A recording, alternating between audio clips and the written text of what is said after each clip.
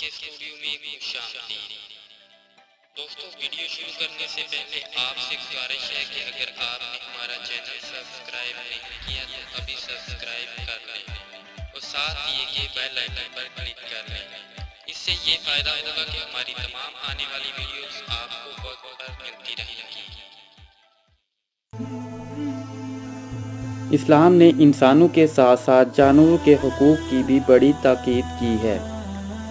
ایک مرتبہ صحابہ کسی مہم سے واپس آ رہے تھے کہ ایک جگہ قیام ہوا۔ وہاں قریبی جھاڑی میں ایک چڑیا نے بچے دے کر رکھے تھے۔ ایک صحابی نے وہ بچے اٹھا لیے تو چڑیا سر پر منڈلانے لگی۔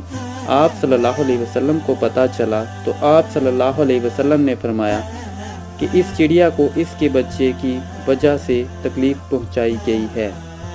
ایک صحابی نے عرض کیا کہ میں نے اس کا بچہ اٹھا لیا ہے۔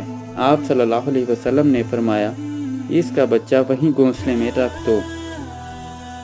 ایک مرتبہ حضور صلی اللہ علیہ وسلم ایک انصاری کے باغ میں تشریف لے گئے۔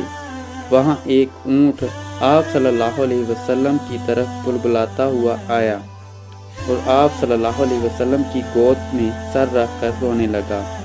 آپ صلی اللہ علیہ وسلم نے اس کے لیے مالک کو بلایا اور اس سے کہا کہ اس جانور کے بارے میں اللہ سے کیوں نہیں ڈرتے؟ اس کو خوراک کم دیتے ہو اور بوجھ زیادہ لاتے ہو۔ حضرت عبداللہ بن عمر رضی اللہ تعالیٰ عنہ بیان کرتے ہیں کہ نبی اکرم صلی اللہ علیہ وسلم نے فرمایا ایک عورت کو ایک بلی کی وجہ سے عذاب دیا گیا۔ اس عورت نے بلی کو باندھ رکھا تھا یہاں تک کہ وہ مر گئی۔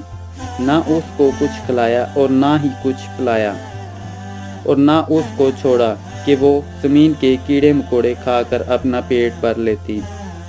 وہ عورت اس بلی کی وجہ سے جہنم میں ڈالی گئی۔ حضرت انس رضی اللہ تعالیٰ عنہ کا بیان ہے کہ نبی کریم صلی اللہ علیہ وسلم اس بات سے منع فرمایا ہے کہ جانوروں کو باندھ کر تیر سے نشانہ لے کر ان کو ہلاک کیا جائے۔ عربوں کے ہاں یہ دستور تھا کہ وہ زندہ جانور کا گوشت کاٹ لیتے تھے اور اس کو بھون کر کھاتے تھے۔ نبی اکرم صلی اللہ علیہ وسلم نے اس ظالمانہ طریقے پر جانور کا گوشت کاٹ لینے سے بڑی سختی سے منع فرمایا اور اس طرح جانوروں کو بے انتہا تکلیف سے بچا لیا۔